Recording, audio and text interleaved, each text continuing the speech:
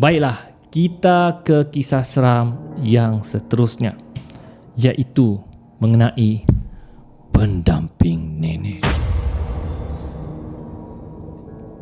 Dijadikan cerita, seorang pemuda, seperti yang saya katakan tadi, neneknya sudah nazak, tapi tidak meninggal dunia.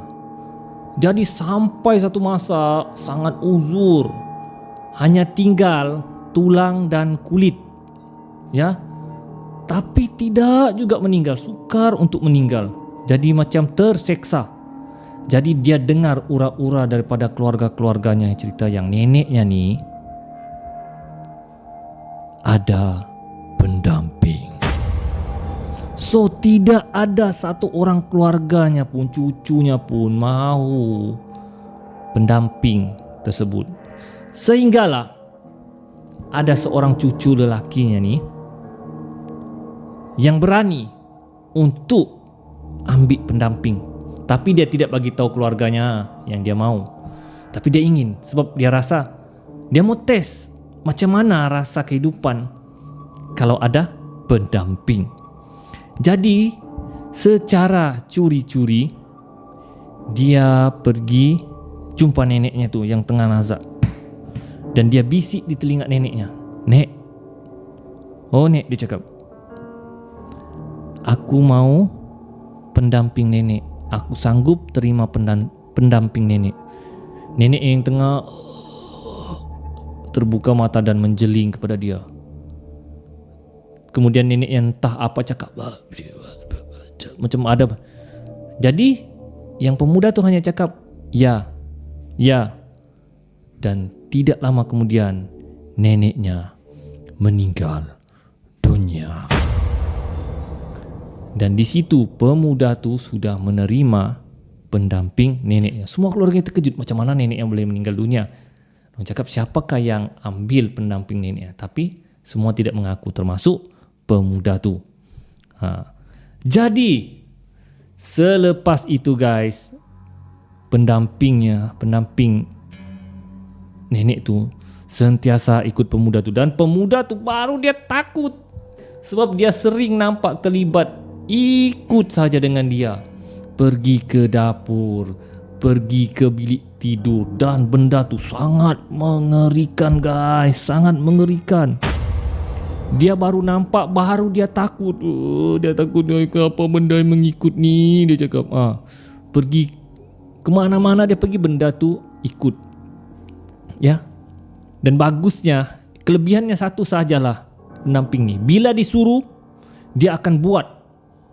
Ya, tolong jagakan kebun, dia akan buat. Tolong jagakan rumah, dia akan buat. Tapi dia mesti minta upah setiap tugasan yang diberikan. Upahnya tidak lain tidak bukan darah. Jadi darah tuannya terpaksa bagi. Dia akan kerat sikit di jari, dia akan letak dalam mangkuk. Kemudian dia bagi pendampingnya tu darah. So dia, biasalah remaja ni, suka mencuba benda yang baru. Dan bila sudah terjebak baru kau takut. Jadi dia cari solusi untuk buang benda ni. Jadi dia jumpalah seorang ustaz. Ya, dia jumpa seorang ustaz. Dia beritahu, "Ustaz," dia cakap, "saya nak tahanlah ustaz." Dia cakap, "Pendamping ni ustaz, saya menyesal ustaz." Menangis teresak-esak lah dia. "Ustaz, benda ni mengikut ustaz, macam mana mau lari dari benda ni ustaz?" Ustaz tu cakap, "Ambilmu, baru kau tahu." "Ustaz, jangan kau mengutuk ustaz, tolonglah ustaz." Cakap begini, dia cakap, "Aku ada beberapa orang kawan yang mahu pendamping. So, kau boleh bagi pendamping ni dengan rakan-rakanku." "Baik ustaz, aku sanggup ustaz. Biarlah ustaz, bagilah sama durang. Aku tak sanggup zona ni," dia cakap. "Jadi ustaz, macam mana caranya ustaz?" "Okey, begini," dia cakap. "Kau bagi satu tugasan dengan pendamping kau, kemudian baru kau datang jumpa ustaz. Apa tugasan saya mau bagi ustaz? Apa-apalah benda yang kau suruh jaga." Jadi dia cari idea, apa ya?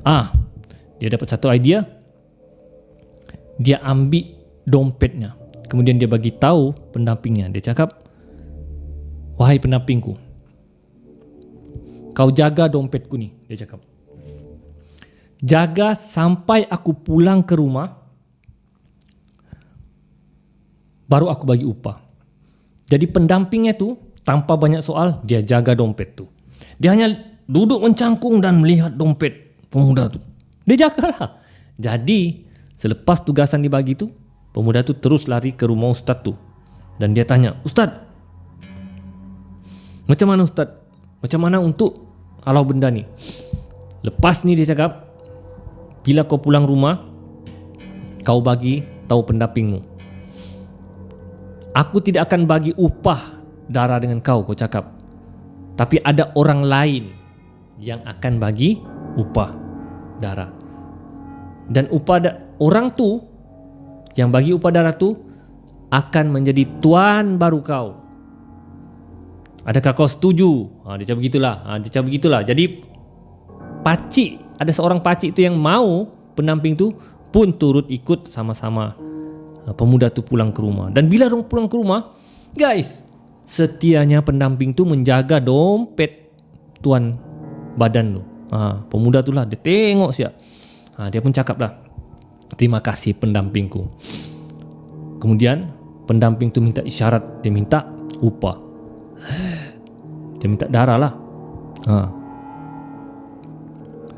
Kemudian pemuda tu beritahu, "Hari ini aku tidak akan bagi darah dengan kau, tapi ada orang lain yang akan bagi darah dengan kau.